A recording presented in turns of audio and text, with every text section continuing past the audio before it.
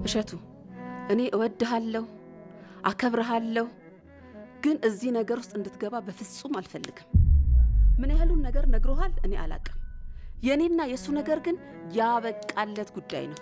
እኔ ወጣትነቷን ሰውታ ልጆቿን አቅፋ ባሏን ስትጠብቅ የተካድኩና ጀርባዋ የተወጋች ሴት ነኝ። እኔ ገና ሳንጋባ ጀምሮ ቢማግጥብኝ ይቅር ልለው እንደማልችል ደጋግሜ ነግሬዋለሁ። ተንቄና አልጋይ ረክሶ ከሱ ጋር መኖር በፍጹም አልችልም። እሱ አይፈልግም።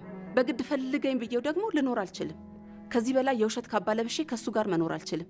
እኔ አቅም የለኝም። አቅሜ ጨርሻለሁ። እሺ ደግሞ እሸቱ አሁን ሲነቃበት ነው ይቅርታ የሚለው? እኔ ከደረስኩበት በኋላ ነው ይቅርታ የሚጠይቀኝ? አሁን እኮ ምቾቴን አስጠብቁልኝ ብሎ እኮ ነው አንተን ይዞ የመጣው።